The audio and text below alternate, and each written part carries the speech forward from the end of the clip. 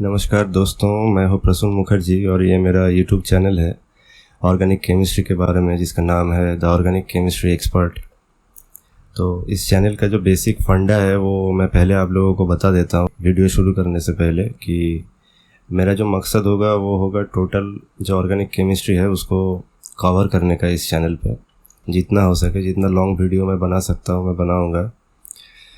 तो मेन जो टारगेट होगा, ये पहले जो भी टॉपिक है जैसे न्यूक्लियोफिलिक सब्स्टिट्यूशन रिएक्शन हो, एलिमिनेशन हो, तरह तरह के अदर रिएक्शन जैसे इलेक्ट्रोफिलिक सब्स्टिट्यूशन, रेडिकल रिएक्शन और ऑर्गेनोमेटेलिक जो रिएक्शन होता है जैसे CH activation, cross coupling reaction, तो उसका जो थ्योरी है उसको पहले समझना वो बहुत ज़रूरी है। तो उसके ऊपर वीडियो ज़्यादा होंगे और उसके बाद एग्ज़ाम्स में जो क्वेश्चंस आते हैं उसका डिस्कशन होगा, सभी तरह के एग्ज़ाम्स, और उसमें जो क्वेश्चंस आते हैं ऑर्गेनिक केमिस्ट्री के ऊपर तो उसका डिस्कशन होगा। तो देखते हैं कितना दूर चलता है मेरा ये चैनल। तो आप सबको वेलकम करते हुए मैं शुरू करता हूँ। ये मेरा पहला वीडियो है इस चैनल का। तो मैं चाहता था कि एकदम बेसिक से शुरू करूँ, पर पहले मैं थोड़ा सा जो स्टैंडर्ड टॉपिक है उसी से शुरुआत करना चाहता हूँ। जो हम लोगों का जो सबसे फैमिलियर रिएक्शन है, सब्स्टिट्यूशन न्यूक्लियोफिलिक रिएक्शन जो है, उसी से मैं चाहता हूँ कि शुरू करता हूँ। वो मेरा भी बहुत फेवरेट है। और बीच बीच में जो भी टॉपिक्स आएंगे, जिसमें भी जो नए नए टर्म्स आएंगे, उसका टोटल एक्सप्लेनेशन होगा इधर। आप लोगों को चिंता की कोई ज़रूरत नहीं है। तो चलिए शुरू करते हैं। तो SN1 का फुल फॉर्म क्या है? इसका फुल फॉर्म है सब्स्टिट्यूशन न्यूक्लियोफिलिक यूनिमोलिक्यूलर। तो सब्स्टिट्यूशन रिएक्शन क्या होता है? मानो कि आपके पास एक मॉलिक्यूल है, A और B दोनों के बीच एक कोवलेंट बॉन्ड है, सिंगल बॉन्ड, और सपोज रिएक्शन मीडियम में एक C- है जिसका प्रॉपर्टी होगा न्यूक्लियोफिलिक। तो C- को हम जानेंगे एज ए न्यूक्लियोफाइल। तो न्यूक्लियोफाइल क्या है, कैसे काम करता है, वो थोड़ी देर बाद बताता हूँ।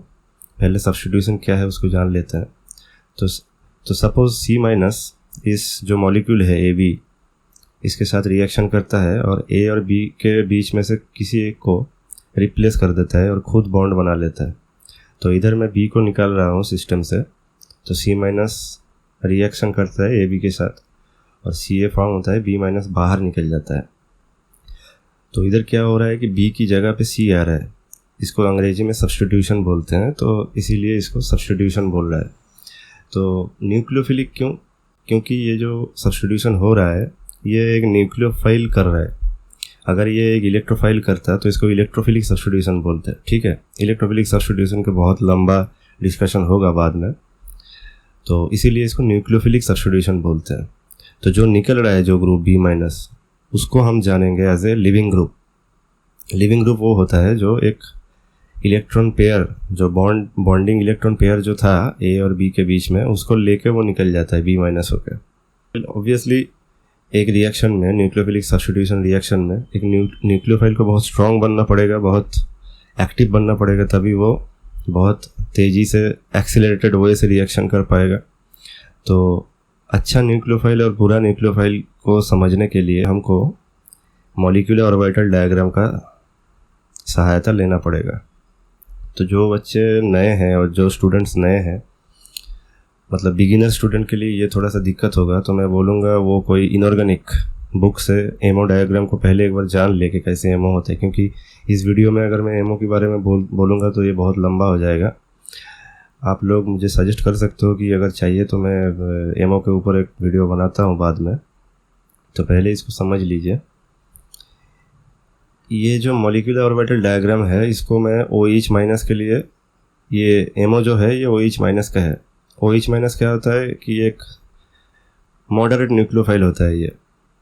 तो मैं इसी को चूज़ किया हूँ फॉर एन एग्जांपल आप लोगों को समझाने के लिए। तो OH- का जो मॉलिक्यूलर ऑर्बिटल है वो कैसे होगा? तो इसके लिए क्या होता है, पहले जो एटॉमिक ऑर्बिटल है ऑक्सीजन का और हाइड्रोजन का जो एटॉमिक ऑर्बिटल है, इन दोनों के बीच में इंटरेक्शन होने के बाद मॉलिक्यूलर ऑर्बिटल बनते हैं। तो एटॉमिक ऑर्बिटल ऑफ ऑक्सीजन्स में सबसे हाईएस्ट लेवल में जो है वो है p ऑर्बिटल, 2p ऑर्बिटल। तो ये 2p ऑर्बिटल हम लोग जानते हैं कि ये डिजेनरेट होता है। इनका एनर्जी लेवल सेम है, पी एक्स, पी वाई और पी जेड, जो 3 सब लेवल होता है पी ऑर्बिटल का, तो उनका एनर्जी लेवल सेम होता है। तो इसीलिए कोई भी एक रिएक्शन कर इंटरेक्ट कर सकता है 1s ऑर्बिटल के साथ हाइड्रोजन के। तो सपोज पी जेड कर रहा है यहाँ पे इंटरेक्शन, तो इसमें क्या होगा, 2 मॉलिक्यूलर ऑर्बिटल जनरेट होगा। एक होगा सिग्मा बॉन्डिंग ऑर्बिटल जिसका कैरेक्टर होगा एस और पी, मतलब एस और पी दोनों प्रॉपर्टीज इन ये मॉलिक्यूलर ऑर्बिटल में मौजूद है, एस पी कैरेक्टर बोलते हैं इसको। और एक होगा sigma star anti bonding orbital, ये भी एस और P both character will be mixed in this molecular orbital. तो एक होगा लोअर एनर्जी और एक होगा हायर एनर्जी। हायर एनर्जी को हम लोग बोलते हैं एंटी बॉन्डिंग, और लोअर एनर्जी जो है उसको बोलते हैं बॉन्डिंग मॉलिक्यूलर ऑर्बिटल। मैं बहुत ही सिंपल वे से बोल रहा हूँ क्योंकि टाइम लिमिट बहुत है। तो ऑब्वियसली जो इंटरेक्शन के बाद ये हाइड्रोजन की 1s इलेक्ट्रॉन 1s लेवल में जो इलेक्ट्रॉन है, एक इलेक्ट्रॉन है हाइड्रोजन में, सब लोग जानते हैं हम। तो वो एक इलेक्ट्रॉन और ऑक्सीजन का एक इलेक्ट्रॉन, क्योंकि हम लोग क्या जानते हैं कि एक सिंगल बॉन्ड जब बनता है तो 2 इलेक्ट्रॉन से बनता है। तो हाइड्रोजन का एक इलेक्ट्रॉन, ऑक्सीजन का एक इलेक्ट्रॉन जाएगा ये सिग्मा sp में, ये आ गया इधर।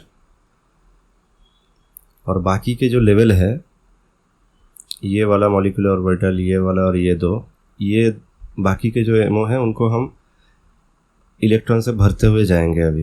तो जो ऑक्सीजन का पहला एटॉमिक ऑर्बिटल है 1s है, उस पर 2 इलेक्ट्रॉन है, उसको हम डाल दिए इधर। 2s का जो है इसको डाले इधर, और 2 जो p ऑर्बिटल है उसको हम फिल किए। तो इधर एक चीज़ आपको समझना पड़ेगा कि क्योंकि ये 1s जो ऑर्बिटल है ऑक्सीजन का, वो सिर्फ ये pz के साथ इंटरेक्ट कर रहा है, बाकियों के साथ नहीं कर रहा है। इसीलिए न्यू जो मॉलिक्यूलर ऑर्बिटल होगा OH माइनस में, तो सिग्मा sp और सिग्मा sp स्टार को छोड़ के बाकी जो मॉलिक्यूलर ऑर्बिटल है उनका एनर्जी लेवल ये ऑक्सीजन का जो एटॉमिक ऑर्बिटल्स का एनर्जी लेवल है उससे सेम होगा। जैसे कि इसका और इसका एनर्जी लेवल सेम होगा, क्योंकि इसका कोई इंटरेक्शन नहीं हुआ है 1s के साथ। ऑक्सीजन का 1s के साथ, हाइड्रोजन का 1s का कोई इंटरेक्शन नहीं हुआ है, इसीलिए इसका एनर्जी लेवल सेम होगा। तो अभी देखिए यहाँ पे कितना इलेक्ट्रॉन है molecular orbital of OH minus में। इधर 10 इलेक्ट्रॉन है, इधर 4, इधर 2 2 2 6 4 अच्छा 10। तो एक्स्ट्रा 1 इलेक्ट्रॉन जो आ रहा है इधर, वो आएगा एक सिंगल इलेक्ट्रॉन से, जिसके कारण ये ऑक्सीजन के ऊपर नेगेटिव चार्ज है। ठीक है, तो ये हो गया OH माइनस का मॉलिक्यूलर ऑर्बिटल डायग्राम। तो यहाँ से हमको समझना पड़ेगा कि न्यूक्लियोफाइल का जो इलेक्ट्रॉन पेयर है जिससे वो अटैक करता है वो कौन सा वाला होगा। ऑब्वियसली वो सबसे हाई एनर्जेटिक वाला जो है उसमें से कोई एक का होगा, क्योंकि यहाँ पे 2 हाई एनर्जेटिक ऑर्बिटल है जिसका एनर्जी लेवल सेम है। इसको हम लोग बोलते हैं डीजेनरेट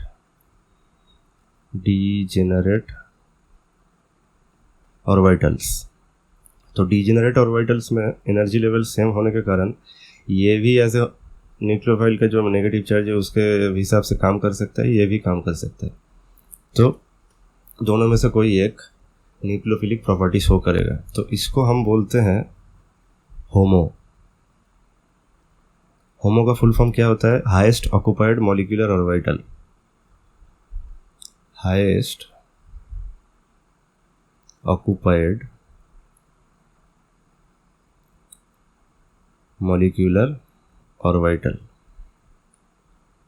तो इलेक्ट्रॉन से भरा हुआ जो हाईएस्ट एनर्जी मॉलिक्यूलर ऑर्बिटल होगा वही चाहेगा कि उसका इलेक्ट्रॉन पेयर किसी और रिएक्शन पार्टनर को देके एक रिएक्शन करके एक स्टेबल सा मॉलिक्यूल बनाए। यहाँ पे OH माइनस जो है ये बहुत अनस्टेबल है, ये चाहेगा कि इसका जो हाई एनर्जी फील्ड ऑर्बिटल है, मॉलिक्यूलर ऑर्बिटल है, उसको किसी एक इलेक्ट्रोफाइल के साथ रिएक्ट करके एक प्रोडक्ट बनाया जाए जिसका एनर्जी इस OH माइनस से बहुत नीचे होगा, मतलब वो स्टेबल होगा। तो जो सिस्टम है वो ओवरऑल स्टेबल होगा। तो ये हो गया हमारा जो न्यूक्लियोफाइल का होमो है जो रिएक्शन करेगा, उसका डिस्कशन हम लोग कर चुके हैं।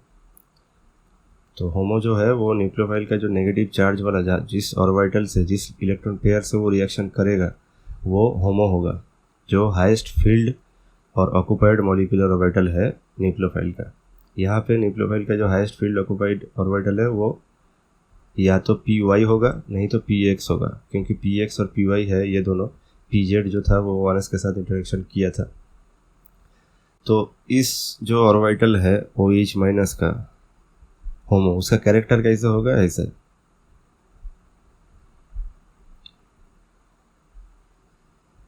ये p ऑर्बिटल, क्योंकि ये जो मॉलिक्यूलर ऑर्बिटल है उसका कैरेक्टर p की जैसा है, p और p की जैसा उसका कैरेक्टर है, तो इसीलिए हम लोग ऐसे उसको दिखाएंगे। ये जो ब्लू इंक से जो लोब को भरा हुआ और एक खाली रखा है, ये एक फेज है और ये ऑपोजिट फेज है। तो सपोज इसको हम प्लस बोले तो ये नेगेटिव फेज है। तो इसको दिखाने के लिए हम लोग एक लोब को काली से भरते हैं, एक को खाली रखते हैं। आप प्लस और माइनस से भी दिखा सकते हो। तो ये हो गया न्यूक्लियोफाइल का होमो।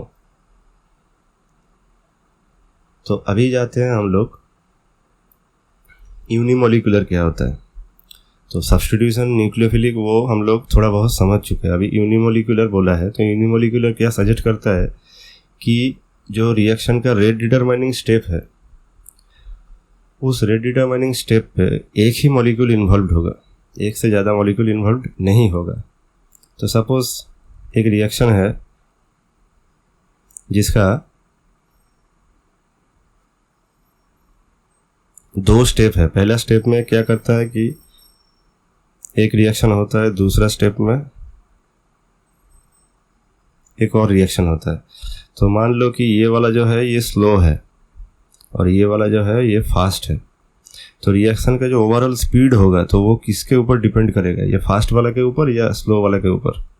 ऑब्वियसली स्लो वाला के ऊपर डिपेंड करेगा, क्योंकि ये स्टेप चाहे कितना भी फास्ट हो जाए ये अटका हुआ रहेगा इस स्टेप के कंप्लीट होने तक। जैसे ही ये स्टेप कंप्लीट होगा तभी इसका फास्ट दिखाई देगा। समझ गए? तो reaction rate of multi-step reactions always depends on the slowest step, and the slowest step for a certain multi-step reaction is called the rate determining step। ठीक है?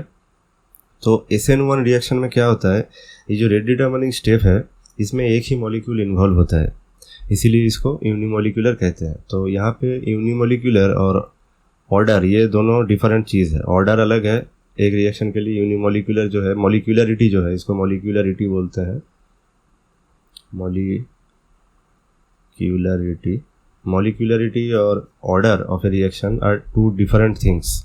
Molecularity always a whole number होता है, 1 2 3 या 4। अगर suppose मान लो कि एक molecule involve है RDS में तो उसको बोलेंगे यूनिमोलिकुलर। 2 मॉलिक्यूल इन्वॉल्व हो तो बाईमोलिकुलर, जैसे SN2 के लिए होता है। ठीक है, अगर 3 हुआ तो उसको trimolecular. But order can be in fraction quantities, इसको 1.5 2.5 3.5 ऐसा भी हो सकता है ऑर्डर। ठीक है, तो इसके बारे में डिस्कशन एक और वीडियो में करूँगा, फिजिकल केमिस्ट्री के अंडर वो आता है। तो अभी के लिए बस इतना समझ लीजिए कि मॉलिक्यूलरिटी और ऑर्डर 2 डिफरेंट चीज़ है। तो यहाँ पे जो बोल रहा है SN1 में जो 1 है ये मॉलिक्यूलरिटी को सजेस्ट करता है, जो कि यूनिमोलिकुलर है। ठीक है, तो सिंपल सा जनरल सा जो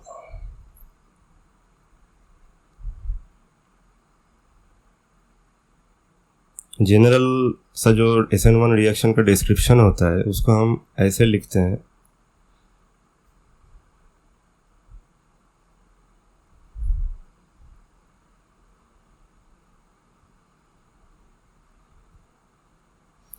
ये RX जो है ये एक एल्किल हैलाइड भी हो सकता है, मतलब X जो है ये हैलोजन हो सकता है, क्लोरीन ब्रोमीन आयोडीन फ्लोरीन भी हो सकता है, या फिर कोई गुड लिविंग ग्रुप जैसे टोसाइलेट कैसा होता है? ऐसा होता है।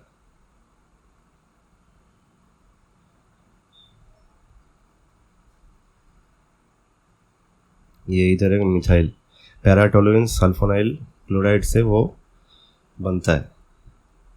अगर कोई अल्कोहल के साथ आप पैराटोलुइन सल्फोनाइल क्लोराइड को रिएक्शन करोगे तो ये OH जो है अल्कोहल का वो सल्फर का जो क्लोरीन है उसको रिप्लेस करके इसको बनाता है। ठीक है, तो इसको बोलते हैं OTS। ऐसे ही अच्छे जो लिविंग ग्रुप है वो अगर रहेगा तो वो मॉलिक्यूल जो है SN1 रिएक्शन के लिए यूज़ हो सकता है।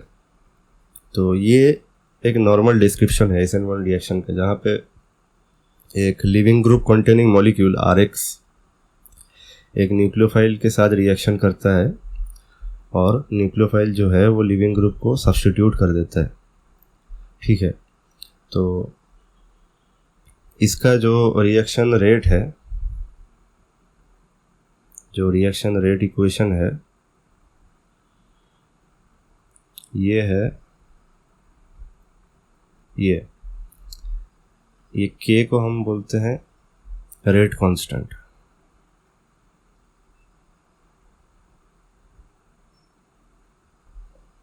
और ये जो थर्ड ब्रैकेट के अंदर जो है Rx, ये सजेस्ट करता है कि कॉन्सेंट्रेशन ऑफ Rx और सबस्ट्रेट मॉलिक्यूल। ये Rx को बोलते हैं सबस्ट्रेट। इधर पे मैं दिखाया था सबस्ट्रेट। तो सबस्ट्रेट क्या होता है? जो रिएक्शन में जो रिएक्टिंग मॉलिक्यूल होता है, यहाँ पे जो रिएक्शन कर रहा है, इसको रिएक्टेंट भी बोलते हैं, सबस्ट्रेट भी बोलते हैं। और जो रिएक्शन के बाद बन रहा है उसको बोलते हैं प्रोडक्ट। ये आप में से सभी लोग जानते हैं, मैं जस्ट बोल रहा हूँ सभी चीज़ें कवर करने के लिए, ठीक है। तो ये है SN1 का रिएक्शन रेट। तो इससे क्या होता है कि इससे हम लोगों को क्या समझ में आता है कि पहला जो स्टेप है उसमें एक ही मॉलिक्यूल इन्वॉल्व है। ये Rx मॉलिक्यूल ऑब्वियसली इन्वॉल्व होगा, न्यूक्लियोफाइल तो इन्वॉल्व नहीं होगा। तो Rx क्या करता है कि इसका जो कार्बन हैलोजन बॉन्ड है या फिर कार्बन लिविंग ग्रुप बॉन्ड है, उसको पहले डिसोशिएट कर देता है और लिविंग ग्रुप को बाहर निकाल देता है। इसके बाद बनता है एक कार्बोकैटायनिक स्पीसीज। अभी हम लोग अंदर जा रहे हैं। तो ये कार्बोकैटायनिक स्पीसीज बना, इसका स्टेबिलिटी बहुत हाई है, इसीलिए इसका फॉर्मेशन रेट जो है वो भी स्लो होगा, क्योंकि इसका स्टेबिलिटी हाई है, इसका स्टेबिलिटी लो है। तो एक स्टेबल मॉलिक्यूल से एक अनस्टेबल मॉलिक्यूल बनने में बहुत एनर्जी लगती है, उसको बोलते हैं एक्टिवेशन एनर्जी। तो इस रिएक्शन का एक्टिवेशन एनर्जी हाई होगा, इसीलिए ये स्लो होगा। तो जैसे ही ये बना R+ कार्बोकैटायन, इसके अंदर न्यूक्लियोफाइल टूट पड़ेगा, क्योंकि ये बहुत अनस्टेबल है। न्यूक्लियोफाइल भी अनस्टेबल है, वो रिएक्शन करना चाहता है, जैसे हम लोग देखे मॉलिक्यूलर ऑर्बिटल डायग्राम से। तो दोनों के बीच बहुत ही फास्ट एक्सोथर्मिक रिएक्शन होगा और जो प्रोडक्ट होगा वो होगा ये। तो इसको हम कार्बेरो नोटेशन में भी दिखा सकते हैं। तो ये होगा अल्टीमेट प्रोडक्ट। तो रेट लॉ से हम लोग रिएक्शन का कितना स्टेप में रिएक्शन जा सकता है उसका एक अंदाज़ा लगा सकते हैं। वो अभी अभी हम लोगों ने देखा। एक और बात, कार्बोकैटायन यहाँ पे मैं हल्के में बोला, कार्बोकैटायन के ऊपर बहुत लंबी लंबी वीडियो बाद में बनाऊंगा कि कैसे वो फॉर्म होता है, उसका स्टेबिलिटी कौन कौन सा फैक्टर में डिपेंड करता है, जैसे कि hyperconjugation effect, induction effect, resonance effect, aromaticity, homoconjugation, ऐसे बहुत सारे फैक्टर्स हैं। तो उसके ऊपर अलग से वीडियो बनाऊंगा। अभी फ़िलहाल के लिए बस समझ लीजिए ये। तो ये हो गया हमारा जनरल एक मैकेनिज़्म SN1 का। अभी हम लोग जाएंगे डिटेल कार्ब्ड एरो नोटेशन मैकेनिज़्म में। ये हो गया एक जनरल मैकेनिज़्म। अभी डिटेल में चलते हैं, उसके लिए हमको एक एग्जाम्पल ढूंढना पड़ेगा।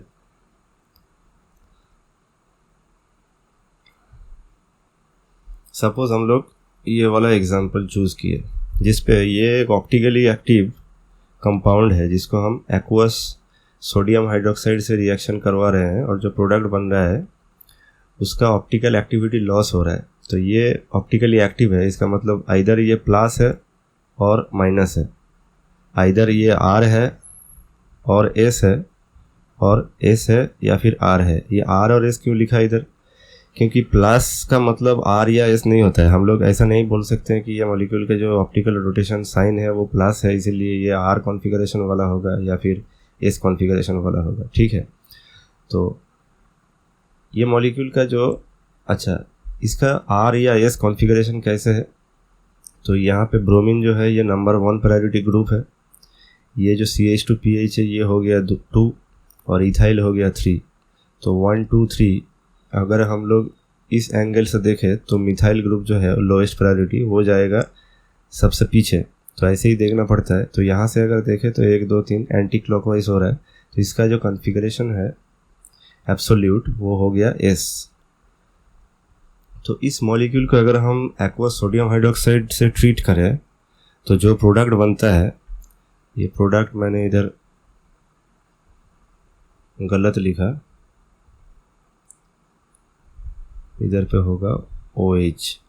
तो ये जो प्रोडक्ट बनता है इसका ऑप्टिकल एक्टिविटी चला जाता है, इसका मतलब प्लस और माइनस दोनों साथ साथ फॉर्म होते हैं, या फिर R और S दोनों साथ साथ फॉर्म होते हैं।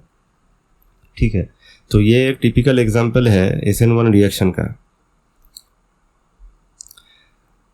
ठीक है, इसका रेट जो है सिर्फ सबस्ट्रेट के ऊपर डिपेंड करता है, एक्सपेरिमेंटली एकदम सब कुछ ठीक ठाक है, ये SN1 पाथवे से जाता है। तो अभी ये जो एक्सपेरिमेंटल फैक्ट है इसको हम लोग एक्सप्लेन करेंगे मैकेनिज्म के थ्रू। उसके लिए ये मैकेनिज्म हम लोगों को समझना पड़ेगा। तो पहला जो स्टेप है ये है कार्बन और हाइड्रोजन का जो बॉन्ड है ये टूटेगा, हेटेरोलाइटिक क्लीवेज बोलते हैं इसको। कोई भी डिफरेंट एटम्स अगर एक साथ बॉन्डिंग करे हुए हैं और वो बॉन्ड अगर टूटता है तो वो हमेशा, सपोज A और B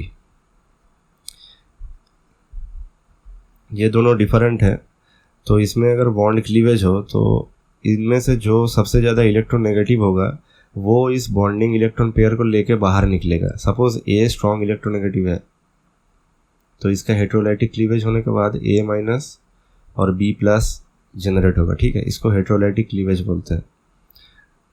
अगर ऐसा क्लीवेज हुआ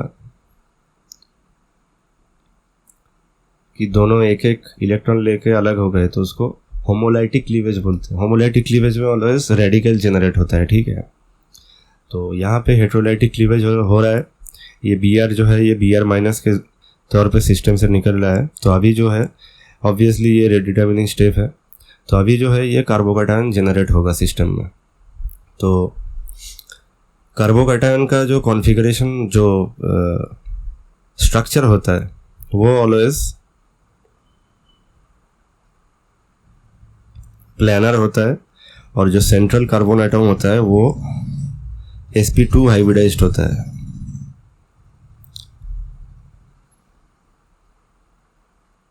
ये हो गया ये कार्बोकैटायन का स्ट्रक्चर। तो कार्बोकैटायन में क्या होता है, जो सेंट्रल कार्बन एटम होता है उसका 2 इलेक्ट्रॉन कम रहता है, यहाँ पे 2, यहाँ पे 2, यहाँ पे 2। तो उसका जो ऑक्टेट था पहले, और एक बॉन्ड होने के वजह से 2 इलेक्ट्रॉन एक्स्ट्रा जब थे तो टोटल कितने थे उसका आउटर वैलेंस शेल में 8 इलेक्ट्रॉन। तो 8 इलेक्ट्रॉन जब रहता है वैलेंस शेल में तो उसको बोलते हैं ऑक्टेट कॉन्फ़िगरेशन। ऑक्टेट कॉन्फ़िगरेशन कोई भी मॉलिक्यूल का सबसे स्टेबल स्टेट होता है। क्यों होता है? क्योंकि वो उसका जो नेक्स्ट नोवेल एलिमेंट है उसका इलेक्ट्रॉनिक कॉन्फ़िगरेशन जैसा बन जाता है। तो हम लोग जानते हैं कि नोवेल एलिमेंट जो है helium, neon, argon, xenon, krypton, radon, वो बहुत इनर्ट होते हैं। तो क्यों इनर्ट होते हैं? क्योंकि उसका जो इलेक्ट्रॉनिक कॉन्फ़िगरेशन है वो एकदम भरा हुआ है, मतलब वहाँ का उस एलिमेंट का कोई रिएक्टिविटी नहीं है। तो इसी वजह से कोई भी एलिमेंट रिएक्शन करने के बाद उसका नेक्स्ट जो नोबेल एलिमेंट है उसका जैसा इलेक्ट्रॉनिक कॉन्फ़िगरेशन हमेशा बनाना चाहता है। तो इसीलिए कार्बन का हमेशा वैलेंस शेल में बॉन्डिंग होने के बाद, बॉन्ड फॉर्म करके कंपाउंड बनाने के बाद उसका ऑक्टेट अगर फिलअप हो तो वो बहुत स्टेबल होता है। तो कार्बोकैटायन में हम क्या देख रहे हैं, यहाँ पे ऑक्टेट की जगह सेक्सटेट है, 6 इलेक्ट्रॉन है, इसीलिए इसको बोलते हैं सेक्सटेट। मैं यहाँ पे एक थोड़ी सी कार्बोकैटायन के बारे में बोल के उसके बाद जा रहा हूँ मैकेनिज्म में, ये बोलना ज़रूरी है। तो central carbon atom sp2 hybridized एक कार्बोकैटायन है, p ऑर्बिटल एक वैकेंट p ऑर्बिटल है, और प्लानर है। तो प्लानर है और 3 सिग्मा बॉन्ड है, इसको हम क्या जियोमेट्री क्या बोलते हैं, इसको ट्राइगोनल। तो जियोमेट्री हो गया हमारा ट्राइगोनल। तो अभी एक चीज़ हमको बोली है कि पहले जो कॉन्फ़िगरेशन, पहले जो स्ट्रक्चर था वो था ऐसा। तो एक्स निकलने के बाद अचानक से वो sp3 हाइब्रिडाइजेशन स्टेट से sp2 में क्यों आया? वो तो sp3 में ही रह सकता था। एक सेकंड,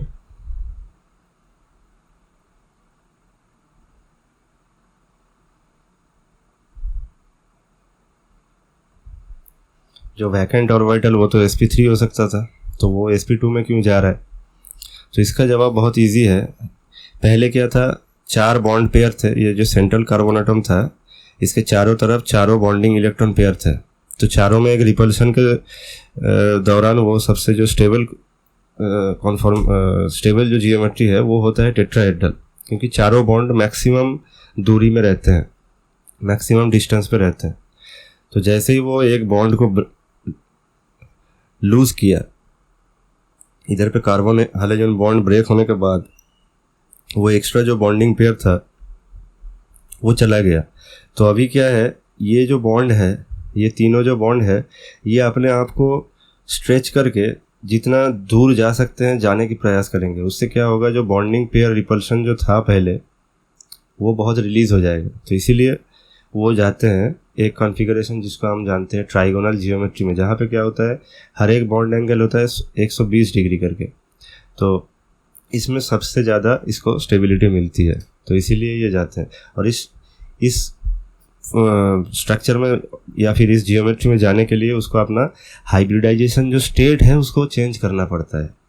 ये मजे की बात है, ये sp3 से उसको उसका हाइब्रिडाइजेशन स्टेट चेंज करने के बाद ही उसको ऐसा जियोमेट्री में जाने का मौका मिलता है। तो इसीलिए वो क्या करते हैं कि sp3 से sp2 में जाते हैं और वैकेंट sp3 की जगह वैकेंट p ऑर्बिटल में पॉजिटिव चार्ज को एकोमोडेट करते हैं। तो ये हो गया प्लानर जियोमेट्री ऑफ कार्बोकैटायन का रीज़न। अब रिएक्शन मैकेनिज्म में वापस आते हैं।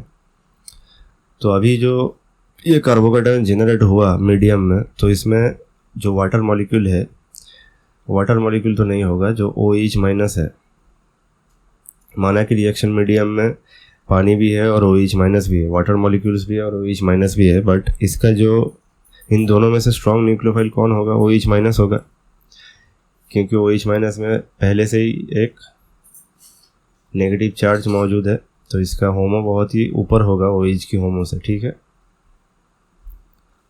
तो अभी क्या होगा, OH माइनस इस वैकेंट जो कार्बोकैटायन का जो वैकेंट p ऑर्बिटल है इसमें अटैक करेगा। तो अटैक करने के भी दो ऑप्शन है इधर, या तो ये ऊपर से अटैक कर सकता है, ये वाला जो p ऑर्बिटल का जो लोब है यहाँ पे ऊपर से अटैक कर सकता है, और नीचे से भी अटैक कर सकता है। ये दोनों अटैक 50-50 सेम प्रोबेबिलिटी का है। तो अगर ऊपर से अटैक करता है तो ये वाला एनंशियोमर जनरेट होता है, और अगर नीचे से अटैक करता है तो ये वाला एनंशियोमर जनरेट होता है।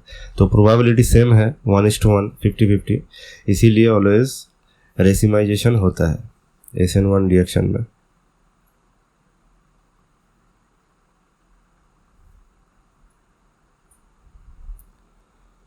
तो ये हो गया SN1 रिएक्शन का मैकेनिज्म। पहले कार्बोकैटायन फॉर्म होता है, कार्बोकैटायन में न्यूक्लियोफाइल अटैक करता है। Nucleophile attack can happen from both side, either from above और from below the plane. And उसके बाद क्या होगा, दो एनंशियोमर जो है ऑप्टिकल आइसोमर, वो दोनों सेम प्रोबेबिलिटी में मीडियम में फॉर्म हो गए। तो इसीलिए SN1 रिएक्शन में ऑप्टिकल एक्टिविटी जो होता है प्योर कंपाउंड का वो लॉस हो जाता है। तो ये हो गया मैकेनिज्म। अभी चलिए हम चलते हैं एनर्जी प्रोफाइल डायग्राम में इसका। तो एनर्जी प्रोफाइल डायग्राम क्या होता है,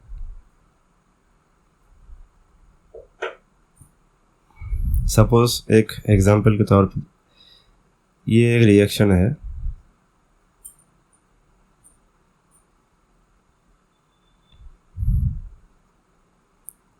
इसके बाद D- अटैक करता है, AD बनता है और C। इसमें से ये वाला स्लो है, रेट डिटरमिनिंग स्टेप है, और ये वाला फास्ट है।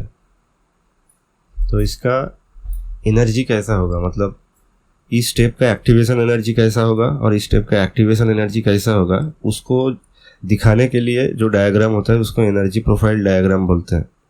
It is mainly the diagram of the activation energies required for different states.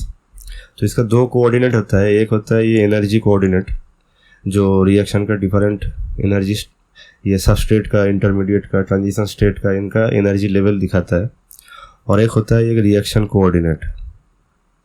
ये मज़े की चीज़ है।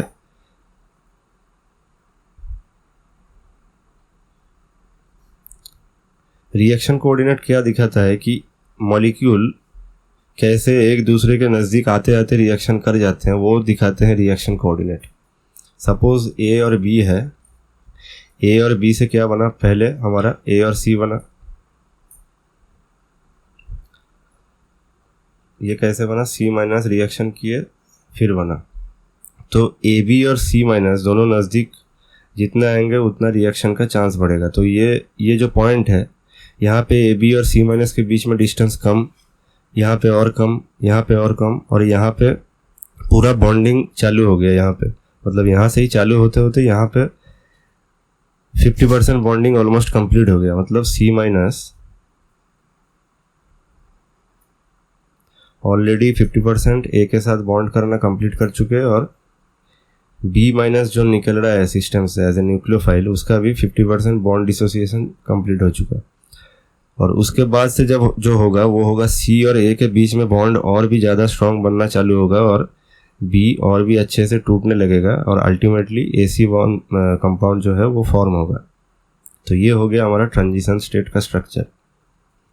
उसके बाद एक और रिएक्शन है जिसका ये जो फास्ट स्टेप वाला, तो ये फास्ट है तो इसका एक्टिवेशन एनर्जी भी कम होगा, और ये हो गया अल्टीमेट जो प्रोडक्ट बन रहा है ADO। तो ये हो गया हमारा एनर्जी प्रोफाइल डायग्राम ये रिएक्शन के लिए, जहाँ पे पहला स्टेप जो है उसका एक्टिवेशन एनर्जी बहुत हाई है, ये हो गया एक्टिवेशन एनर्जी। और दूसरा स्टेप जो है उसका एक्टिवेशन एनर्जी हो गया ये बहुत फास्ट है, इसीलिए इसका एक्टिवेशन एनर्जी बहुत कम होगा। तो ये एक ओवरऑल व्यू है एनर्जी प्रोफाइल डायग्राम का। तो अभी आइए हम लोग आते हैं जो हमारा जो SN1 रिएक्शन का एग्जांपल था उसमें आता है उसका एनर्जी प्रोफाइल डायग्राम कैसे होगा। तो इधर क्या हो रहा है कि ये जो हैलाइड है ये पहले हेटेरोलाइटिक बॉन्ड क्लीवेज इसमें हो रहा है, Br माइनस निकल रहा है, और जो बन रहा है वो एक इंटरमीडिएट है जो एक कार्बोकैटायन है। तो इसका यहाँ से शुरू होके यहाँ पे जाएगा, तो ये हो गया इसका activation energy for the first step. उसके बाद ये जो कार्बोकैटायन है वो न्यूक्लियोफाइल से रिएक्शन करना चालू करेगा, और आखिर में जो प्रोडक्ट मॉलिक्यूल है उसका एनर्जियोमेरिक फॉर्म वो बनाएगा यहाँ पे। तो ये है प्रोडक्ट का एनर्जी, ये है स्टार्टिंग मटेरियल का एनर्जी, और ये इंटरमीडिएट का एनर्जी। तो जो मिनिमम है, ये जो डायग्राम है या फिर ये जो कर्व है, इस कर्व में जो मिनिमम है वो रिप्रेजेंट करता है स्टेबल स्पीसीज को। देखिए यहाँ पे कार्बोकैटायन बहुत अनस्टेबल है, लेकिन वो इंटरमीडिएट जनरेट होता है रिएक्शन मीडियम में। वो ट्रांजिशन स्टेट जैसा नहीं है, ट्रांजिशन स्टेट का कोई एग्जिस्टेंस नहीं होता है, उसको हम एक्सपेरिमेंटली ऑब्जर्व नहीं कर सकते हैं, बट कार्बोकैटायन को कर सकते हैं क्योंकि वो बहुत कम समय के लिए भी जनरेट होता है रिएक्शन मीडियम में। तो इसीलिए उसका स्टेबिलिटी सिग्निफाई करने के लिए ये ऐसा मिनिमम जो है इसको दिखाते हैं। ठीक है, तो पहले स्टेप के लिए जो ट्रांजिशन स्टेट है उसका एक्टिवेशन एनर्जी बहुत हाई होगा, और दूसरे स्टेप के लिए ऑब्वियसली लो होगा क्योंकि वो फास्ट स्टेप है।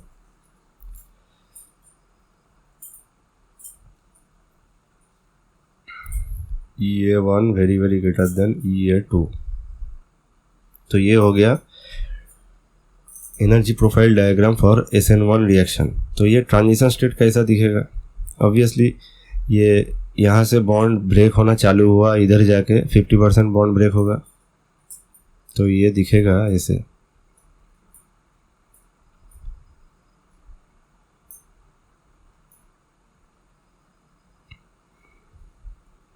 ऑलरेडी कार्बन में एक p ऑर्बिटल जनरेट होना चालू हो जाएगा, और इधर पे जो न्यूक्लियोफाइल है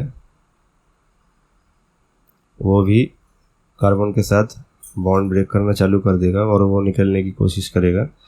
तो ये हो गया, इधर पे है PH, इधर पे है इथाइल, और इधर पे है मिथाइल। तो ये जो बॉन्ड है ये होगा एंटी बॉन्डिंग ऑर्बिटल। ये बॉन्डिंग मॉलिक्यूलर ऑर्बिटल नहीं है क्योंकि यहाँ पे बॉन्ड टूट रहा है। तो एंटी बॉन्डिंग कैसे दिखाते हैं हम लोग कि जो लोब है वो अपोजिट साइन में होगा।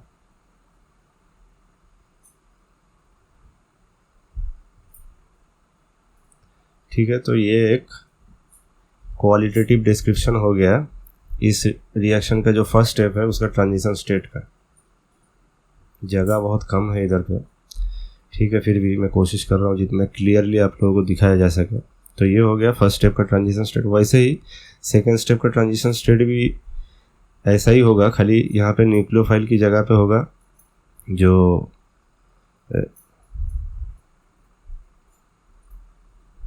सॉरी इधर पे जो न्यूक्लियोफाइल है ये न्यूक्लियोफाइल नहीं होगा, ये हैलोजन होगा।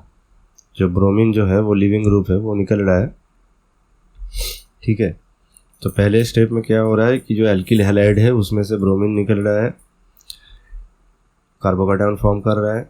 उसका जो ट्रांजिशन स्टेट है उसका स्ट्रक्चर ये होगा, जो कार्बोकैटायन है वो डेवलप करना चालू हो जाएगा, उसका जो पी ऑर्बिटल है वो फॉर्म करना चालू हो जाएगा, sp2 हाइब्रिडाइजेशन स्टेट है वो भी अटेन होना चालू हो जाएगा, और ये जो ब्रोमीन है जो लिविंग ग्रुप निकल रहा है वो बॉन्ड ब्रेक करना भी चालू हो जाएगा। तो ये पार्शियली ब्रोकन एक बॉन्ड होगा कार्बन और ब्रोमीन के बीच में ट्रांजिशन स्टेट में। और ये जो ऑर्बिटल है ये है एक एंटी बॉन्डिंग ऑर्बिटल, क्योंकि इधर पे बॉन्ड ब्रेकिंग चल रहा है तो ये एंटी बॉन्डिंग ऑर्बिटल से उसको सिग्निफाई करते हैं हम लोग। तो ये sigma star anti bonding orbital हो गया CBr का, ठीक है। तो अभी जो सेकंड स्टेप है उसका जो ट्रांजिशन स्टेट होगा वो सेम होगा, खाली ब्रोमीन की जगह न्यूक्लियोफाइल होगा और एंटी बॉन्डिंग ऑर्बिटल की जगह बॉन्डिंग ऑर्बिटल होगा, ठीक है। तो ये हो गया हमारा activation energies of different steps during SN1 reactions, और ये है एनर्जी प्रोफाइल डायग्राम। तो अभी चलते हैं जो फैक्टर्स है जो इफेक्ट करता है रेट को SN1 का। इस वीडियो में मैं ये फैक्टर्स डिटेल में नहीं जाऊंगा, उसके लिए सेपरेट वीडियो चाहिए।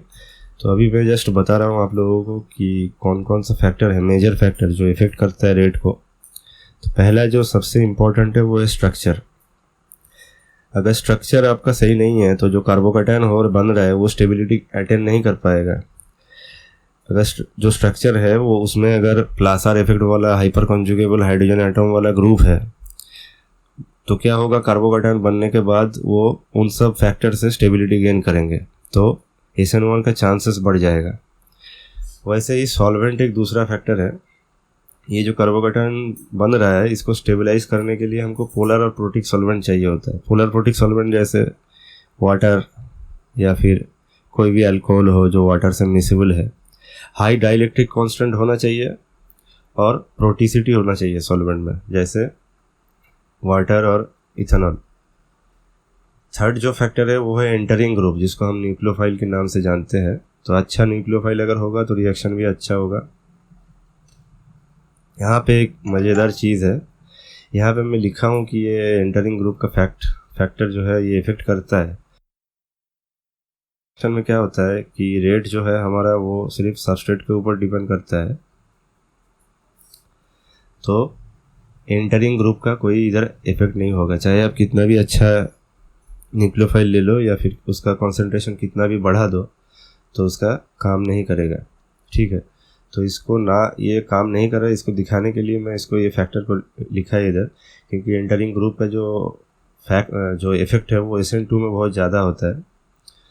और जो फोर्थ फैक्टर है वो है लिविंग ग्रुप। ये बहुत महत्वपूर्ण है SN1 के लिए, क्योंकि लिविंग ग्रुप अगर अच्छा है तो जो फर्स्ट स्टेप है ये वाला जो बॉन्ड ब्रेक होके जो बनता है R+, तो ये बॉन्ड ब्रेकिंग बहुत अच्छा होगा अगर X- is a good leaving group. तो X- गुड लिविंग ग्रुप कैसे होगा, इसका X- बनने के बाद अगर उसका स्टेबिलिटी बहुत हाई है तभी वो टूटेगा, वरना क्यों सिस्टम से निकलना चाहेगा। तो इसीलिए अच्छा लिविंग ग्रुप होना भी बहुत ज़रूरी होता है SN1 रिएक्शन के लिए। तो ठीक है, इस वीडियो के लिए बस इतना ही। प्लीज़ मुझे सपोर्ट कीजिए by sharing my channel, subscribing to my channel. Obviously आप सब लोग नए हैं तो प्लीज़ सब्सक्राइब कर लीजिए इसको और शेयर कीजिए। मटेरियल अगर अच्छा लगा तो कमेंट सेक्शन में प्लीज़ बताइए। अगर कुछ गलतियां हैं या फिर कुछ इम्प्रूवमेंट करने की अगर कुछ चांसेस हैं तो प्लीज़ बोलिए मुझे कि कैसे इसको कंटेंट को पेश करूं। ठीक है, आज के लिए बस इतना ही। नेक्स्ट वीडियो में बहुत जल्दी मिलते हैं। थैंक यू, नमस्कार, जय हिंद।